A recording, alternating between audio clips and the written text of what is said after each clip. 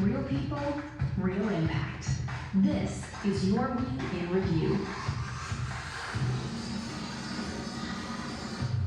For 37 years and counting, Hope of Life International has been providing help and hope to underserved communities in Guatemala, joining with volunteers like you to fight malnutrition and end poverty. As the most undernourished nation in the Western Hemisphere, 47% of all Guatemalan children suffer from acute malnutrition. Our work directly impacts these numbers through our extreme medical intervention program.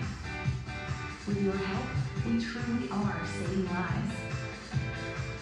Me siento muy contenta por recibir esta cita nueva y le doy gracias a Dios y a Esperanza y Vida y a los donantes.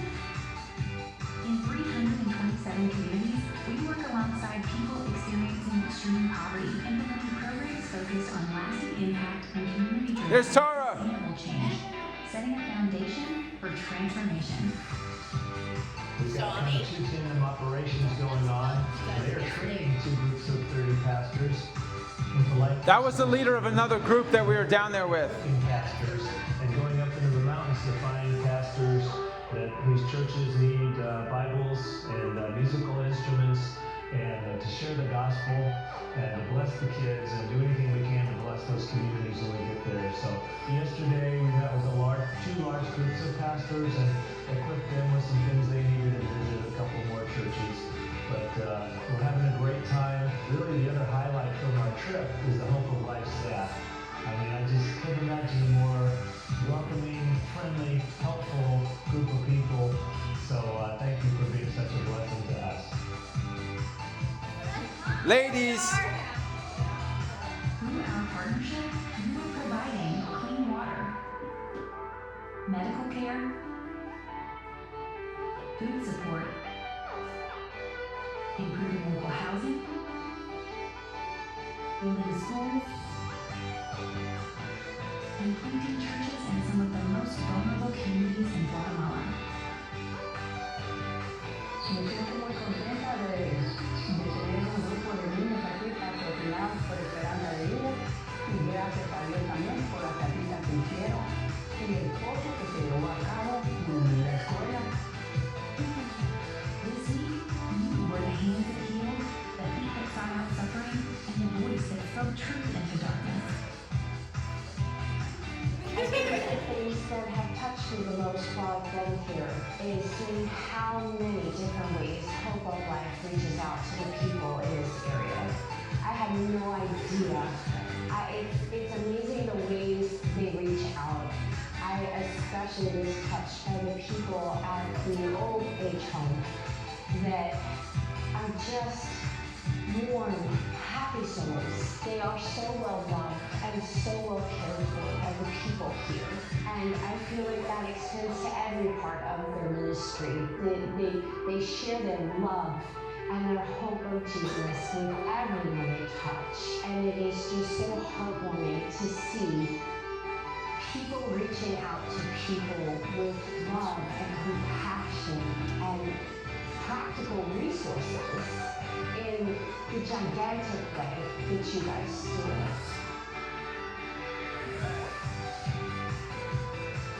The mission of Hope of Life is and always will be saving lives.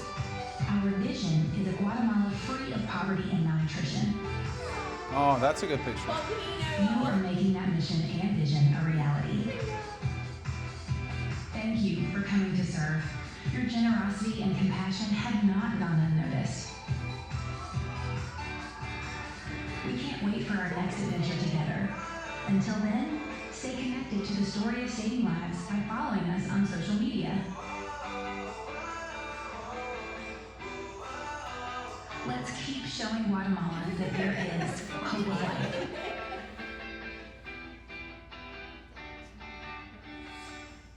All right, and why don't you hold that and we'll. All right.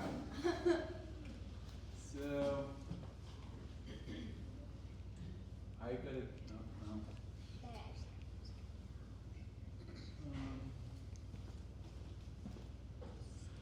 Give me the phones.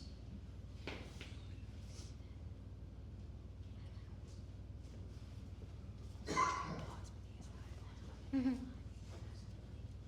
probably you guys. Yeah. That was us on the airplane, headed there, yep. Okay. I don't know, I can just click through these or here, so when we got there on Sunday, we went to a church right off the campus. This was just a little church built by American churches for this Guatemalan pastor. It wasn't terribly large, but it was a good worship service, and they translated everything, and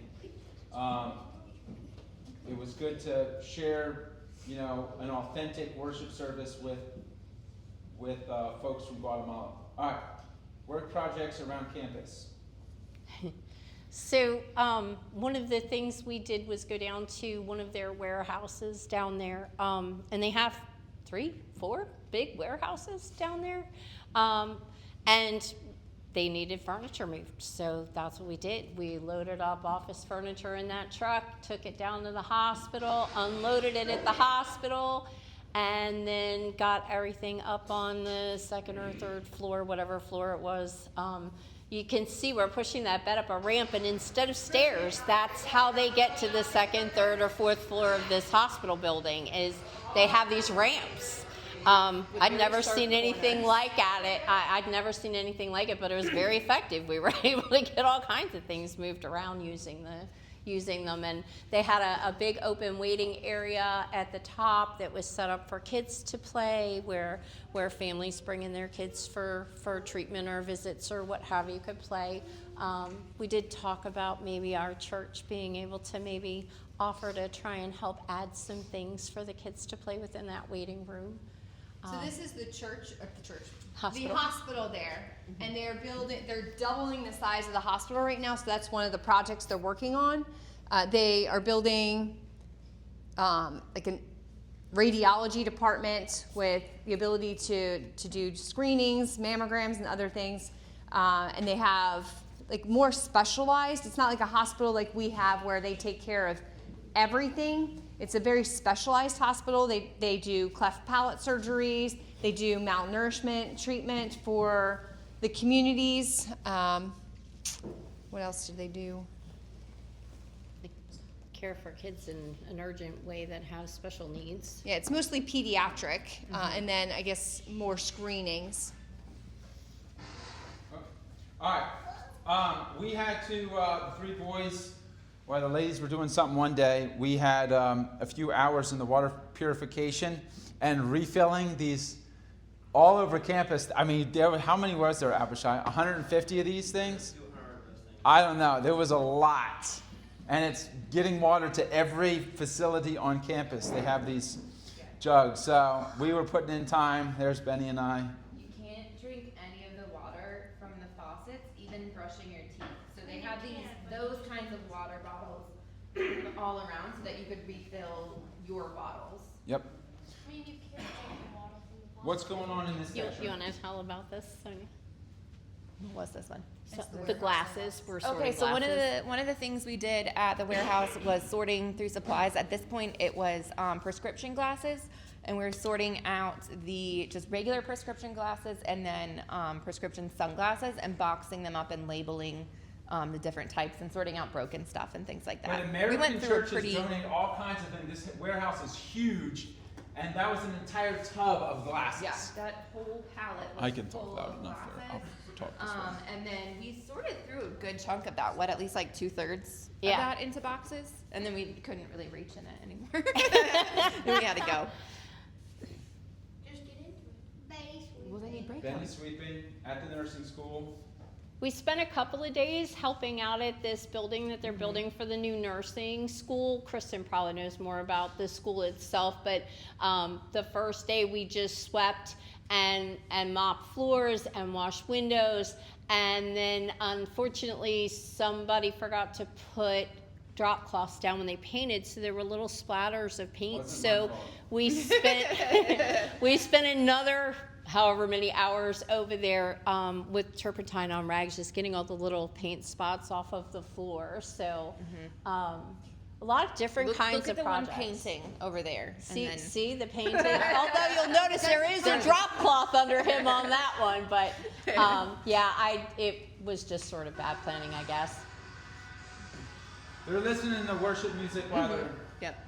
Uh-huh. In Spanish. Yep. In Spanish. And then another time, Jose, one of the, I guess he was a photographer, but he spoke English really well, so he was kind of like an extra translator. He was singing in that house, in a big empty house, and the acoustics, his voice was amazing. It was nice listening. Anyway. Isn't he the guy who has the music industry? So Jose is Carlos's first adopted son. We have a picture later. Okay. Do we? So we'll see a picture of him, but I'll give you a little bit of information. So he was the first one that Carlos adopted when he started the ministry. He had already started the elderly home, but then he had a heart to adopt children that had a need. And so Jose was one of them, and now he has 3 albums. He goes on tour around the world singing, and he comes back to Hope of Life to do photography. He also is a wedding planner, but you'll see a picture of him. It was really kind of neat to meet him and hear how Hope of Life impacted him and is continuing to impact him and how he's now giving back. Amen.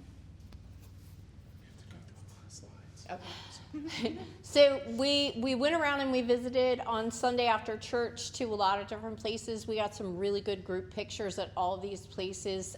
Kelly's house is an orphanage for children with extreme disabilities, and not just children. There was at least one patient there that was like 35 years old, and we didn't ask specifically about what kinds of disabilities these kids have, but the love and laughter on their faces when you visited with them and took them outside to play. It was just so great. A lot of them, from my understanding, a lot of their disabilities, whether physical or mental, a lot of it came from extreme malnutrition. And just when they're so little and they face that extreme malnutrition, sometimes they just physically can't overcome some of the things that they went through. But yeah, that was one of the most fun things we did. We were all exhausted after that. Like, we played for what, like an hour or two? Hour and a half. Hour and a half, yeah. Playing with these kids, and they were all just so full of energy and love. So the day before when we had visited, so that's Manuel. The day before when we had gone in just to say hi and kind of tour campus, we had seen him, and he just had the biggest smile. And so we were only there for a few minutes, and I was playing with one of the little girls. Her name is Erica. And so I happened to have my notebook in my hand, and now I can't find the page. But I just started playing with her with it a little bit and drawing. And then so I went over to Manuel in a little bit, and I drew a picture of him. I can't find it now. Here it is. This is my portrait of Manuel. I know you guys probably can't see from there, but with Erica, I was just drawing little things, and she thought it was so cool that I was drawing. So I went over to Manuel, and I just drew a picture upside down of him. I'm like, this is you, and drew a big smiley face. And he got the biggest smile. So the next day when we went, I was like, oh, hey, let me get it. And I brought out my picture. I'm like, look, I have a picture of you in my notebook. And then ended up spending so much time with him that day, and just the amount of joy he had. So part of me was starting to wonder, like, I wonder if maybe he can't not smile, you know what I mean? Like, if he's only able to smile. And then at the end, when I said that it was time to go in, he lost that smile, and it broke my heart. Like, he covered his face, like he put his hands on his face, and we went inside, and like he just shriveled. And it was just so heartbreaking to see. And like it was kind of nice to know that all that joy, like that was genuine joy that he had. It wasn't just some sort of disability that made him that way. Like, it really was just this explosion of joy coming from him. And he was always giggling, oh, Pablito. Pablito. He's 2, believe it or not, that little baby I'm holding. Oh, Christopher, yeah. Oh, Chris. yeah. Christopher, the gentleman on the brown thing there with the kids, he's paralyzed. Well, he uses a wheelchair, but he's very self-sufficient. He gets in and out of his chair. He moves himself around. I don't think he depends on other people to do too much for him. He's really gotten past his disability. All right, this is visiting the elderly home they have there. We were able to serve breakfast to them one morning. And that was... Play bingo another day. You'll see pictures at the end of us playing bingo, and that was such a blast. to be able to interact with them. And they're just, a lot of them are just big kids. And they were teasing each other. One woman stole the cane of another. Yeah, when we were Right, playing and hit we were it. playing bingo. Yeah, the guy starts looking around like, oh, where did it fall to? And then looking around, and then all of a sudden he just stops and turns around and looks directly at this one woman, and she busts out laughing. So clearly this was a thing. This wasn't just one time. like she knew or he knew that it was her. I've never seen that picture. And that's Carlos. That's a different Carlos. And he spent a number of years in the United States. So I was trying to speak in Spanish to him. And all of a sudden he starts speaking in English to me. Perfect English. Oh, perfect. And so we had a good conversation. Here's bingo, right? Oh yeah. So the guy in the striped shirt, that's whose cane was stolen, and the woman you can't see behind You can see in her red. legs behind sewing Yeah, with the red. she's the one that stole the cane, and a lot of these people were much younger than I would have expected, and a lot of them were still pretty physically Mentally able. and Yeah. Well, physically aware. there was two sections to the elderly. One side, which was not this one, was more the dementia Alzheimer's side, and this one was just general care, I think, for the most part. But a lot of them were much younger. Like some of them were in their later 50s and 60s. Like it was not what I would picture as an elderly home. But And a lot of them just don't have family or the resources anymore, so they Yeah. need a place like that Yeah. just to be able to be provided for. and a lot of the younger ones were taking care of some of the ones that needed more. Like the man in the striped shirt right there. Oh gosh, what was his name now? We spent Something with an R. not Ricardo. I don't remember. It'll come to me. But we spent a lot of time talking to him, and he was sharing about his family and things like that. And so, actually, one thing I did want to share was, so I have always been uncomfortable visiting elderly homes and things like that. I don't know what it is. Even like visiting my grandmother with her, it's fine. But then all the other people, like I get really uncomfortable and don't know how to act and things like that and what to say. So before we were going over there, I was really nervous, and I'm like, Kristen, please pray for me to just get rid of this fear and just make me comfortable.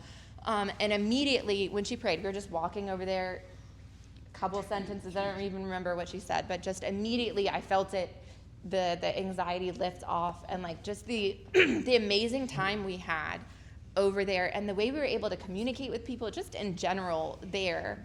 It's definitely a God thing, like this divine ability to communicate with people. Like some people, especially there, knew a few words in English and we knew a few words in Spanish, but just the way we're able to communicate with people, even with a language barrier, was incredible. The connections we made.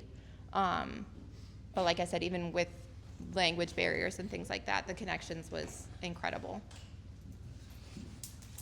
This is the medical intervention. They were only able to take 4 of us on that because of transportation. We had to be squished in a small vehicle. But this is this is the woman, the mother. She's a mother of 7 children. And the baby that she's holding, although he doesn't look malnourished, he's in like moderate malnourishment. So they're trying to get him early to the intervention so that he doesn't deteriorate into severe and then end up with disabilities and other long-term consequences. And so if you see, the terrain is not so easy. This woman just carried this baby and was completely comfortable going downstairs, slipping, like places where I was slipping, and at one point I did fall. She just made it look super easy. But this is her little baby, and Atara was able to connect with her children. So those are 2 of her other children, all 6. The oldest of the children is 15, and she was out working the coffee fields because there's no father in the picture. And so they were all staying at home with the 15-year-old. I think maybe the next one was maybe 13, but they were just around. The community was caring for the children until the 15-year-old got home. Atara was able to give them bracelets, and it just really lit up their day. And they don't have really very much at all in their houses. It's very small, very humble. They have these little tire swings. I don't think the video shows them, but they look like bike tires, very unstable, and they just swing on them. Yeah. I don't know if I spelled that correctly. You did. I thought it was Yule. Or is it Pacquiao. That's right. Okay. Somebody. I wonder if we can, just to give you a feel for the terrain, I guess you can't really it's very steep. We're going up mountains to go to this mountainous village a couple hours away in the back of pickup trucks. You can see just around that bend, I mean, dirt roads. Here's a creek crossing. This is one of the ladies filming this. I'm in the vehicle with the men up front. And I'll be honest with you, I didn't take a lot of videos or pictures because quite frankly, I needed both my hands to hold on. Yes, so I got some cool videos and pictures, but not of the craziest parts because, like she said, You gotta hold on. To see this it's a little tidbit of the great traveling up there. This is a typical classroom at the 2 or 3 room school that they have in the middle of nowhere up on this mountain at this faraway village. So a lot of times the Hope of Life wants to partner American churches with building the community, maybe getting the school supplies that a village needs, or supporting the pastor. Here is a picture. We were able to get everybody from the village to come, and we did a little VBS. I shared the gospel with all the kids and the mothers. That in that classroom was an incredible experience. So while we were in there, so we had just eaten lunch. We'd passed out Crocs. We'd eaten our lunch, like our team had eaten lunch, and then we realized there was some leftover stuff, and then most of the group was out there preparing those as lunches just to pass out as other things, cut up some apples, things like that. So there was only a couple of us, as you can see, in the classroom, and you saw the other chairs in there. So the classroom was packed, and these kids were so engaged and so locked in. Like, you could feel God's presence in this room and feel him. Like, it was so awesome to see him using Patrick in such a way. Like, we see him all the time here sharing, and like, he's always been great with kids and always great at sharing the gospel and things like that. But this, I can't even explain how amazing it is. Like, the way he was explaining the stories, and the way, that's Valerie over there, our translator, the way she was, the way the two of them were able to get these stories across, like, he was so animated with these stories and engaged. Like, at one point, you can see how there's a chair in the desk. At one point, he like stood up, put his foot on the chair, and like stood up on the chairs, talking about being the king and like all of this stuff. And the kids' faces, they were all leaned in. Like, I have a picture of them. Every single one of them is making eye contact, and they were just absorbed. And it was amazing to see that engagement, especially having been to other classrooms, like even just here, seeing a classroom full of kids, how everyone's bouncing all over the place. Even the other VBS that we shared at the school on campus, even the school on campus where we were doing VBS, a lot of the kids were more wiggly and bouncing. We're like, shh, pay attention. These kids were just glued. It was amazing. Some of these are out of order, but this is Atara. It sounds by her giggle. She's filming. We're going around the bend, and it is literally And that's on looking the edge down. of a cliff. Like, it's Right on the Yeah. edge. And if you look down, like across where you see your tire, it's like this close to the edge of cliffs like that. Oh, Here's Jose.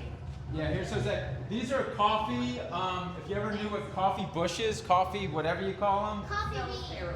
Yeah, but they're not beans. They're berries. They're coffee berries. And inside the berry is the bean. But they grow in these little bushes, and that's what people do in this part of Guatemala. Is they go out for 10 hours a day, and you collect these berries in baskets. The whole family does it, and you're on the sides of these mountains. But, And then they dry them out in their backyard. They just lay them out and let them dry out. Yep. Here's us arriving at the. When we first pulled in, they had gathered everybody at the schoolyard. The mothers were coming with Crocs to pass out to the kids, but you have the kids. School was not in session yet, so the whole community gathered here because it was a good space. And here's some pictures of us. We laid out the Crocs, and then we had a list of names. We'd call them out. This was our interpreter. She'd call them out, Aunt Valerie, and we'd hand out Crocs. Here's some pictures. That part was kind of hard because looking around, you could see there was some kids who really, really needed Crocs, and they ended up not being able to get some. Like, there was just so many kids that needed them, and the availability, it was definitely one of the more humbling parts, is that we weren't, like, we did a lot, but at the same time, like, there's still such a need.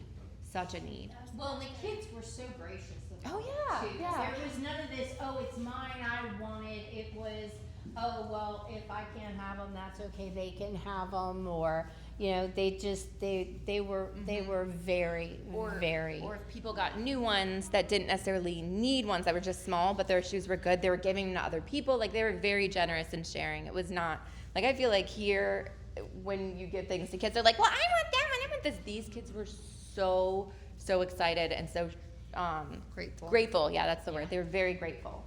Yeah, this is Daniel. He was the pastor in that town. I got to talk to him. Got to give him some resources in Spanish, some books in Spanish, which I bought before we came on the trip.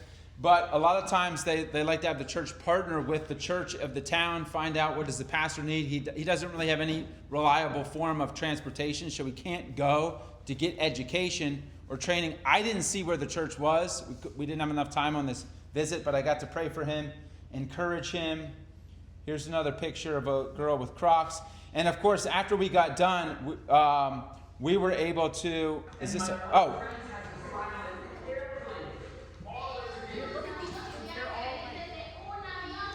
So I'm speaking and then she's translated. I'm speaking, she's translated. Every single one of them, eyes on him. But we came here to see you. Because you are very special. And God loves you. So I want to share. All right, well, I'll just.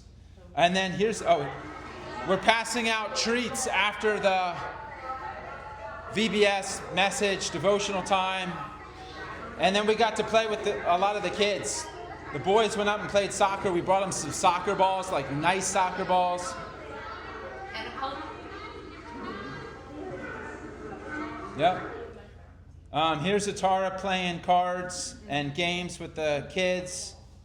Oh, there was one of Tears somewhere. But I know. Well, I guess we don't have any more. All right. I'm sure it'll come back. That's good, Mom. Oh man. Okay, so the walkers left a day earlier because of all the weather and things. So this was on Friday when they weren't there, and it was just me, Ann, and Kristen's friend Shawnee, right over there in the black hat. So in the morning we went over. We went to the. This was one of the rooms in the hospital. What was his name? Pablo? No. Fernando. Yeah. Fernando. So, some of the kids in this room, that's Lucas. Yeah, that is. Lucas, he has the best giggle.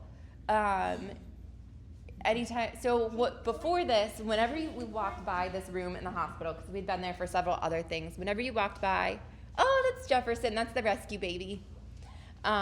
they gave him a name. Yes, it is.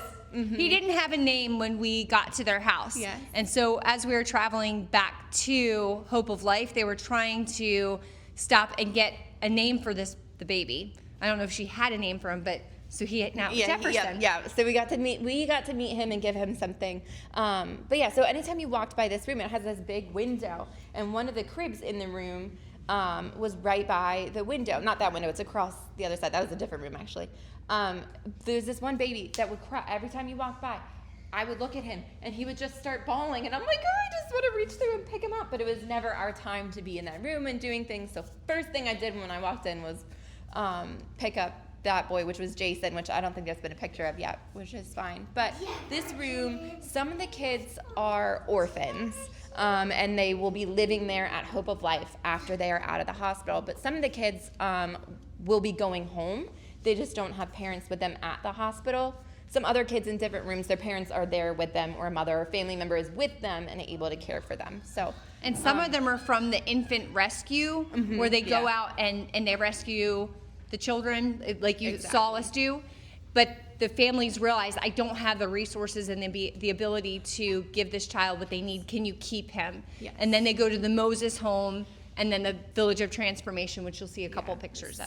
Some it's more like they're taken away. Some are given. Some are going home, and the ones that do go home continue to receive care, and that they're checked on. And the family is given resources to help care for them and like take care of the rest of the family as well. Oh, that was so much fun playing with the little babies. I wanted to take them home. Oh, this was, we were packing lunches to take to the dump that I know Patrick has shared a lot about. And that was something that was really on his heart, was sharing. So that is Carlos. Do you want to share more about That's the founder of Hope of Life. He got miraculously healed. He thought he was going to die. He made a promise to God. He's like, God, if you heal me, I would devote my entire life. He's a businessman. He's got a lot of money, and he's got a lot of connections. He said, I'll devote my entire life to serving the people of Guatemala. He is Guatemalan. He's from this area. This is where he was born in Guatemala at Hope of Life. So he came back home, and he bought basically, you'll see the pictures, thousands of acres, and they have a huge campus, and he's the one that initiated from nothing to now supporting over 300 villages. And we made 75 lunches that day. Yes. And we went out to the local dump. It's my understanding that actually a lot fewer people live at the dump now than in years past, which is obviously a very good thing. But we took Jesse with us and his son, and they had a guitar, and we sang songs. On the way there, we learned songs in Spanish. These people at the dump, if they don't actually live there, while the dad goes and works, the mom and the kids go hang out at the dump in an effort to find something they can sell, something they can eat, just anything they can do to help support their families. Yeah, and a lot of these kids didn't even have shoes on. And as you can see, so this is the area where it was less, like it wasn't mountains of trash, but there's still obviously garbage everywhere, like that, the dump. And those kids, because farther back, there's actually like piles of trash. And once we kind of dispersed after this, there was kids just walking around on the piles, like farther back there, like these are in bags how they deliver it, but farther over on the other side, that's the entrance direction. Oh yeah, over here, so the piles.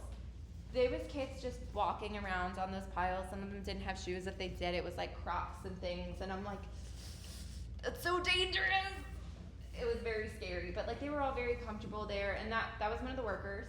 So we walked around a little bit to see if there was anyone else we could give food to. And we shared before eating, we shared a little bit, which was really funny because one of the other things I noticed was watching how God used Anne throughout the trip, because there was many times like her sharing in that video where it was just a very impromptu thing, or in one of the classrooms we separated and she ended up in charge of doing VBS stuff at one point, just doing a little quick lesson. I'm just seeing God use her in a way that she's like, this is not something I'm good at, and just God used her in the most amazing ways. And so she shared just a quick little lesson before, and then something I don't typically feel comfortable doing is praying out loud in front of people or for people. So that ended up being my job that I was assigned for that, and hers was doing a lesson and just being used by God and getting to share with these people, and then sing with them and doing songs with the kids. I don't know what order some of these. I obviously did not do a good job putting them in order. Yeah, this is the foster home. That I think her name's Allison was her name. That was at the foster home where the older kids who live there on campus. The ice cream was so good. It was homemade. It was $1. And you just walked over. We walked off the compound and around a corner, and it was right there. And they had all kinds of flavors. That's the mango in the picture. And I have to tell you, it was like eating pureed mango on a spoon. It was so good. So they serve them in those bags, and there's all the different flavors, and it's just in the bag, and you just bite off the corner and then suck it out, kind of like a popsicle almost, where it's like the tube, and they were so good. We went every night to get ice cream. So And- this was all of us, and there was another group that was there, and we went. They had invited us the first time, and so it was a huge group, and so every night we went. And on the last night, when you guys weren't there, we went, and it was just, because slowly throughout the week, different people were leaving because they had different things. So that last night, we're like, all of you guys weren't there, and a couple of their people, such a small group, and we're like, oh. So this is the top of campus. This is a picture from the very top of campus where the foster home is. No, So those you ones can aren't see it good. looking out the back. It's very beautiful, very mountainous. Here's our team picture with our translator Valerie in the middle. Every morning, great accommodations. It's like hotel rooms, and it's open air. It's beautiful. The weather's great. And here we are doing daily morning devotions this is the sun coming up in the morning. Right outside of you step out, you're on the veranda. It's beautiful. You can grab a fresh cup of coffee, sit there, read your Bible as the sun comes up. This is looking the other direction from campus, but you can see kind of mountainous. Here's kind of a picture of so it's very big, open, beautiful weather, great places to read. Telling us how cool and cold it was. Everybody was on a jacket and jeans, and we were like, "This is great weather." At the elderly, there was a lot of the people had like warm jackets and beanies and like all these layers keeping them warm, because for them it was like the coldest week, and like it was really windy and breezy, and they're like, it's never like this here. So they're all bundled up, and we're like, man, it is hot and nice here. Like in the 80s, it was funny just to see the difference. They're probably really used to it. How many stairs were there? 220 stairs. 220 stairs. The ladies did that a couple times. Going up the hill to You different can't even things. see the bottom of the stairs for that No. picture because of all the trees. Yeah. Here's Benaya. Is that a Yeah, so a lot of people around the whole area, not just on the campus, but a lot of people use like motorcycles and dirt bikes and things to get around, because in the rainy season it is very, very muddy everywhere. Plus it's a lot smaller and cheaper gas and things like that. And we saw people, at one point I saw 4 people on one motorcycle. Like that's how they get around there. Babies, little kids, a whole family. A woman with a baby on her hip driving a motorcycle. I think we So saw Sonia 2 comes people. in one night No, it and was she's Ann. like, Ann comes in and she's like, we need help. In the next room over, look what Sonia had found. Okay. Oh, Ann So, had okay, found this? so we walk in. You tell the story. We're going to go into our room, and we were roommates, and they were around the corner from us. And so we walk in, and Anne's room was the farther room, and mine was closer to the door. And so we just walk in, and she's like, do they have scorpions? Do you know if they have scorpions here? I was like, I don't know, but I could probably. Why? She's like, I think I might see one. And I'm like, okay, hold on. And so I walk over around the corner of her bed, and you know how to hotels there's like that kind of thin hallway next to your bed where there's the wall. And I walk over there and I see it on the baseboard. Mind you, her bed is like just Right there. outside the picture. Her And bed the is wall. right there. You can't see the bed in the picture. It's I that don't- close. Yeah, and the wall is right there at the edge of the lamp. So this little hallway, this little guy, and I'm like, oh yeah, that is a scorpion. Okay. So I was like, okay, we're gonna have to like scoop it up and like take it out of the room kind of thing. But our trash can had like a foldy lid, so it wasn't like a waste basket to get it. So we're like, okay, what should we do about this? And we were scared to do anything because we're like, if it moves, it's going under the bed. And I didn't want it lost in our room. Yeah, so she's like, maybe we should tell Pablo, who is the coordinator down there. So she's like, okay, I'm gonna get Patrick and see if he can talk to Pablo and see what we need to do about this. So she goes over, he comes in like, there is not a scorpion. Because I was like, I'll stay and keep an eye on it. Well, you get him. He comes in like, there is not. I'm like, look, I didn't think there was either. I wouldn't have believed it until I looked at it. You look, and he's like, wow. So he's like, I'm gonna get a shoe. I was like, oh, a flip flop. He's like, no, we're not. I was gonna kill He it. was gonna kill Sonia, it. long He story comes in short, with a she shoe. caught it. Yeah, so he comes in with his shoe and then a waste basket, and he goes to kill it, and so I like stepped between him and the scorpion and snatched the trash can. And I was like, no, you're not. And so I just took a little booklet and like put it in the trash can and scooped it up. She picked it up by its tail and Yeah, cuddled it. adopted it for the rest of Yeah. So at this point, everyone had like gone to bed. So I go down to Benny's room. I'm like, hey, check it out. and then go find some of the other kids, and the other group was out, and so I kind of stick my head around the corner like, hey, Abishai, come here, and then everyone's like, what do you have? And I'm like, do you want to know? And then everyone kind of freaks like there was a scorpion in your room, and then so yeah, I was like, I'll take it. And I went to go let it go, like there was a road right next to the building, and I was going to just go let it go in the nature next to it, and everyone's like, take it. So when I took it, I was going to take it way down the road. And another thing with what I was saying earlier about Kristen praying for me. So there's a lot of things, like I'm terrified of heights. And I never experienced, like for maybe a split second on the stairs I did. And I was like, you know what? No fear. Like this trip has been no fear. And just the instant feeling, like you really experience God's presence differently down there. Like you can feel things immediately. And yeah, so part of that was going into taking the scorpion out. There's no street light. So I had to walk down the road to take it. And I was like, oh no, I'm about to walk into the dark. I'm like, you guys, I just caught a scorpion, and I'm like showing everyone, and then I'm scared to walk down the road in the dark. And I'm like, no fear in Jesus' name, and just walked out into the darkness and took it out there. But it was just really funny. This is the last night. They make authentic food. Not that it wasn't authentic food the rest of the week, but it was specifically a big celebration for us being there, and they really did an amazing job. That's about it.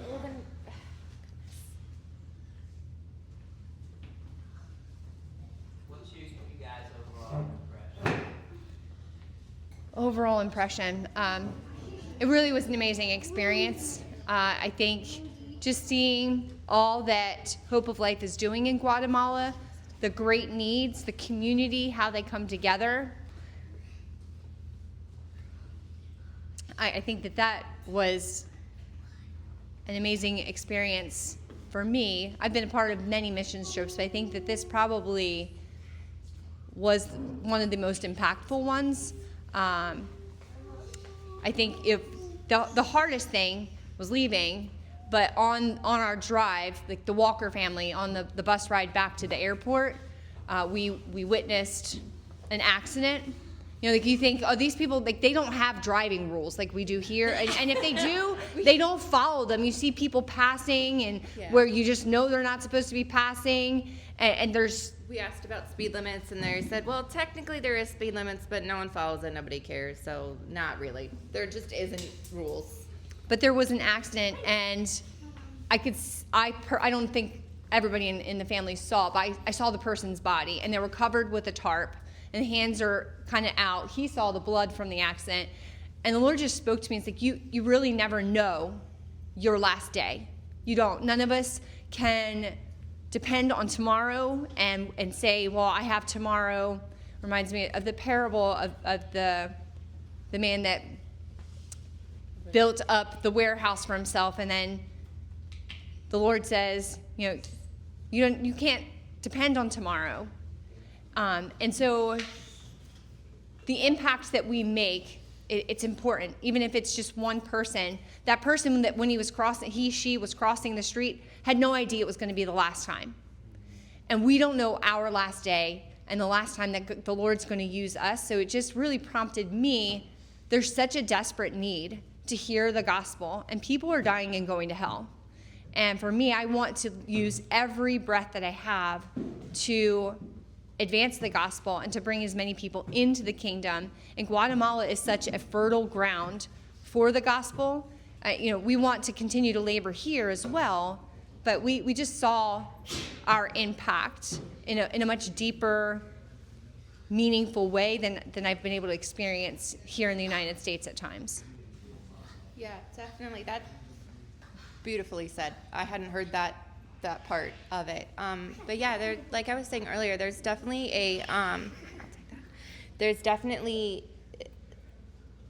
I don't even know how to explain it. I feel like you've probably shared this before from other mission trips. Like when you come back home after it, like it really feels like there's this, I don't know how to phrase it. Like contrast. Yeah, there's a big contrast, and there's like evil shield around us almost here, where like God's presence is being blocked out and like you just don't feel it. Like I know he's here, but you do not feel it the same way as you did there. And I don't know, it probably sounds really crazy being like you feel it differently there, but you really do. And it's hard to explain the lack of feeling we get here, because I know we've all experienced God, but there, like those little experiences where I'm like, oh, I experienced it this way and this way on different times. That's how it is there, like all the time. Like not just little moments of, oh, I think I experienced this moment. It's like that all the time. And just the other thing that I really, really noticed was that we were so welcomed by everyone, and not just because we had things, because it wasn't always about like giving stuff to people. It's just our presence and just talking to people and communicating. And again, that divine ability we had to communicate with people that we didn't speak their language. And oftentimes it was just a one translator with a big group of us. So you couldn't be like, hey, let's have this conversation over here, because there's multiple conversations going on. And just really experiencing those human connections on a different level. And usually at home I have a lot of anxiety about like talking to people and talking to strangers and sharing the gospel, and I had none of that there. So it was just really, really incredible to be used by God and really seeing God using other people. Just amazing. Is there anything else you wanted to share? Well, and there were a couple of things, like for instance, what they do without. Mm-hmm. Yeah. Some of them have homes, but most of those homes, they have big holes in the wall for a window, but they don't have screens and they don't have windows. Or doors. Yep. Most of them don't have doors. We drove down a road and there were literally houses on the side of the road where they don't even have a wall separating their living space from the 4 feet across to the edge of the road we were driving down. And these people are still open and warm and kind and loving to us, but also to each other. And it makes you really appreciate not only what we have, but how happy they can be with so much less. It was really eye-opening. I feel like also on that, the more, I think you were saying there's something about this last week about like the more you have, the more it has a hold of you and the more things that you want. And they just don't have this, I feel like here a lot of times, especially with kids as a parent and seeing other kids, like they're like, I want this, I want that. And they are upset because they don't have a phone or a video game or this specific toy or they got the wrong color cup or whatever. There is none of that at all there. Like there was just so much joy and gratefulness and just appreciation for what they had. And it's such a different, it's such a different world there. Like just everything is different. The love and the gratitude and just coming home, and just we were in Florida for a day, and just the difference of the people, just going to a store and seeing people they're completely different. Like it was very scary and very abrupt almost. Not scary like people weren't doing anything scary, but it's just the difference and how people are. How profound the difference was. Yeah, how profound the difference was. So. All right, Patrick, we're giving you back the mic. We've rambled long enough. All right.